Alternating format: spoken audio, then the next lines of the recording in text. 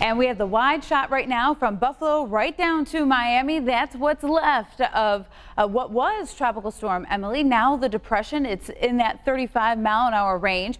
Not going to be affecting western New York whatsoever, but anywhere from Tampa near Jacksonville down to Miami, from 2 to 4 inches of rain. Some got over 6 to 7 inches of rain. Flooding definitely a concern there. Now what we're going to see going into the next couple of days, Emily 30 miles an hour at this point, moving northeast at around 14 miles an hour, staying off of the South Atlantic coast and then the Mid-Atlantic coast by the time we get into Wednesday. Still around 35 miles an hour, an area of low pressure. Again, those rip currents right along the ocean shoreline is going to be a concern, but by the time we get to Thursday and Friday, well out into the North Atlantic. And for us, what we're going to be dealing with is a frontal system cooling us down. One of the reasons that's being pushed out to the ocean, the Atlantic Ocean. Now, let's get a little bit closer to Buffalo and see us on 7 Super Doppler from the Falls right to Olean and Bradford. We don't have too much sparking up just yet. South of Cottersport, you're starting to see a few of these showers come on into play.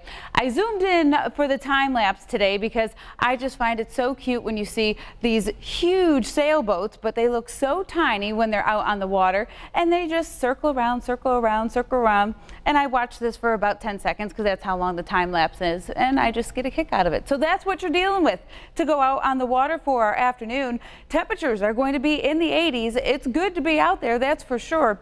We have a water temperature right around 73 degrees. Waves are right around a foot, but we're also noticing those southwest winds at around 10 miles an hour. It's a little more choppy as you get towards the lakeshore. We're not only dealing with the heat. You go from Alpena to Detroit, and then New York City is a little bit hotter than us, but we're all underneath this same type of air mass, and it's not moving anywhere over the next couple of days until that frontal system comes through. And wait till you show you what it's going to turn into for the upcoming weekend.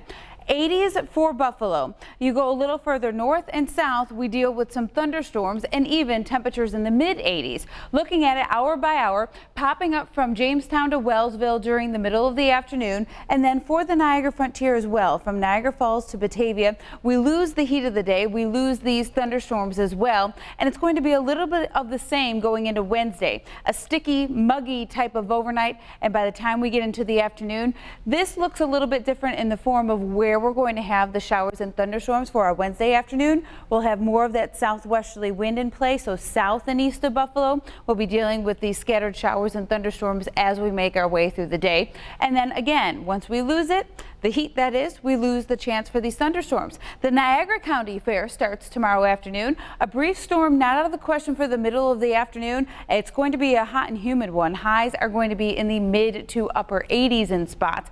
Tomorrow elsewhere, we're in the mid 80s. Again, a few of those thunderstorms during the middle of the afternoon. Buffalo looks like we're again going to be on the dry side of things. Later on into the evening, we stay in the 80s and 70s. Sticky overnights on the way through the end of the week. By Friday, we're going to watch a frontal system pass by. The timing on it, that's what we'll continue to watch as we get a little bit closer to it. Right now, it looks like it's going to be in the evening, which would keep us hot and humid during the day, and then thunderstorms come through, some of which could be strong because we're ushering in some much cooler air in the 70s through this weekend and into next week.